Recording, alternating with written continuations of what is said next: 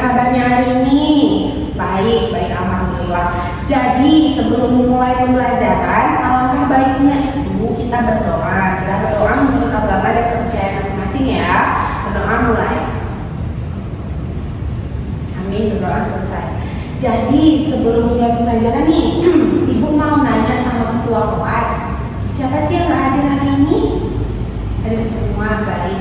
Jadi kan minggu lalu kita sudah mempelajari tentang teks biografi kan, penjelasan teks biografi, pengertian teks biografi. Jadi minggu ini kita bakalan masuk ke unsur kebahasaan teks biografi. Apa sih itu unsur kebahasaan teks biografi, Bu? Jadi unsur kebahasaan teks biografi itu menggunakan kata kerja tindakan. Misalnya lahir, belajar, mendirikan, dan memimpin. Gimana sih contohnya? Misalnya R.A. Kartini lahir 21 April di Jepara gitu. Yang kedua menggunakan kata rujukan orang, misalnya beliau, ya, tokoh tersebut. Jadi waktu kita mau nulis teks biografi tentang seseorang itu, yang kita menceritakan tentang seseorang itu, kita menggunakan kata beliau, ya, atau tokoh. Ini salah satu. Yang ketiga disusun secara kronologis berdasarkan urutan waktu. Misalnya beliau lahir pada tanggal ini, bulan ini, beliau menempuh pendidikan di sini, dan beliau wafat pada tahun ini, misalnya begitu. Terus itu yang keempat, bersifat objektif dan faktual berdasarkan kenyataan tanpa opini pribadi. Contohnya nih, B.J. Habibie lahir pada 25 Juni 1936 di Parepare, Sulawesi Selatan.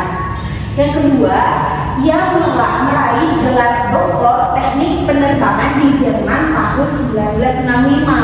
Keren ya? Setelah itu yang ketiga ada Habibie menjadi Presiden Republik Indonesia tahun 1998 menggantikan Soeharto. Yang keempat, ia mengembangkan industri pesawat terbang lewat IPTN. Yang kelima, Habibie wafat pada 11 September 2019 di Jakarta. Yang kelima ini sempat menggemparkan Indonesia ya. Setelah itu menggunakan kalimat pasif dan aktif. Kalimat pasif itu apa sih? Kalimat pasif itu adalah subjek dikenai tindakan. Misalnya, biasanya ditandai dengan alandi. Sedangkan kalimat aktif itu pelaku melakukan tindakan, yang berarti pelaku itu mengerjakan sesuatu atau tokoh itu mengerjakan sesuatu. Ini nih contohnya. Contoh kalimat aktif, subjek melakukan tindakan. I.R. Soekarno membaca teks proklamasi pada 17 Agustus 1945. Kalimat aktifnya yang mana? Nih, membaca. Terus itu R.A. Kartini menulis surat-surat tentang emansipasi wanita. Kalimat aktifnya yang mana? Ada yang tahu? Ya benar, ini menulis. Setelah itu ada B.J. Habibie mendirikan industri pesawat terbang pertama di Indonesia. Setelah itu kalimat pasifnya itu adalah subjek dikenai tindakan. Subjek dikenai tindakan. Jadi yang pertama ada teks proklamasi dibacakan oleh I.R. Soekarno pada 17 Agustus 1945. Kalimat pasifnya mana? Nih coba pengertian kalimat pasif. Subjek dikenai tindakan biasanya ditandai dengan alandi. Yang mana? Ada yang tahu nggak kalimat pasifnya yang mana? Ini kalimat pasifnya. Setelah itu ada surat-surat tentang emansipasi wanita ditulis oleh R.A. Kartini. Yang mana? Kalimat pasifnya yang ini, benar. Setelah itu ada industri pesawat terbang pertama di Indonesia didirikan oleh B.J. Habibie. Yang mana kalimat pasifnya? Ini didirikan. Jadi Ibu kan mau kalian nih buat kuis nanti. Jadi sebelum kalian buat kuis, Ibu mau menunjukkan tentang contoh teks biografi. Nih, contoh teks biografi R.A. Kartini. Jadi R.A. Kartini itu adalah Raden Ajeng Kartini, lahir pada 21 April 1879 di Jepara, Jawa Tengah. Ia merupakan putri dari Raden Mas Adipati Aryo Sosroningrat, seorang bupati Jepara. Meskipun hidup di masa penjajahan, ia terikat adat. Kartini memiliki semangat besar untuk memperoleh pendidikan dan memperjuangkan hak perempuan. Itu yang emansipasi tadi. Setelah itu, Kartini dikenal sebagai pelopor emansipasi wanita di Indonesia. Melalui surat-suratnya kepada sahabat Belanda, ia menyuarakan pentingnya pendidikan bagi kaum perempuan. Surat-surat tersebut kemudian dibukukan dalam Hadis Gelap Berkilah Terang. Itu yang menjadi slogan RA Kartini sekarang, yang menjadi karya monumental dan menginspirasi perjuangan perempuan di Indonesia. RA Kartini wafat pada 17 September 1904 di Rembang, tak lama setelah melahirkan anak pertamanya. Meskipun hidupnya singkat, perjuangannya tetap dikenang hingga kini. Setiap tanggal 21 April diperingati sebagai Hari Kartini. Ya kan? Kemarin kita ada mengingat tentang Hari Kartini kan. Setelah itu, ini kan kalian kan udah melihat nih tentang contoh teks biografi. Jadi ibu mau buat kuisnya itu menulis teks biografi. Jadi ibu mau dimulai dari sini. Jadi ini dia kayak blind box gitu. Misalnya kalian pencet boxnya, kalian pencet box, nanti kalian bakalan dapat salah satu tokoh yang ada di Indonesia.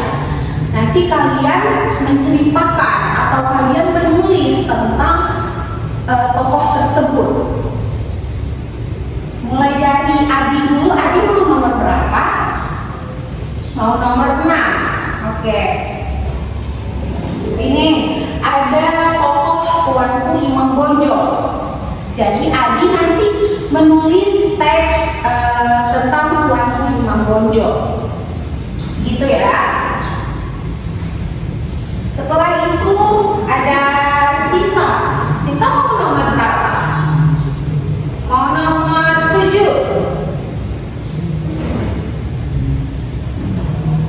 Nah, ini ada RA Kartini. Jadi kan kita coba lihat RA Kartini. Jadi kalian tuh kalian kembangkan lagi tuh tentang contohnya. Setelah itu ada Lisa. Lisa mau nomor berapa? Mau nomor 2? Boleh. Nah, siapa nih? Ayo. Jadi nanti Lisa membuat tokoh Kartini gitu. Ibu nggak pernah tahu, nanti kalian enak kali. Setelah itu, setelah kalian buat, kalian tulis dan kalian itu maju ke depan satu-satu membacakan apa sih yang kalian tulis. Paham ya semuanya? Paham ya semuanya? Setelah itu Ibu memberi waktu kalian menulis 10 menit. Cukup kan? Oke, tunggu 10 menit ya. Baik, ini kan udah waktunya nih, udah 10 menit nih.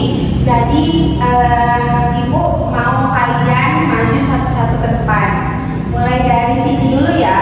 Siti maju, jelaskan apa sih yang udah Siti tulis gitu menurut pemahaman Siti. Ya, silahkan Siti.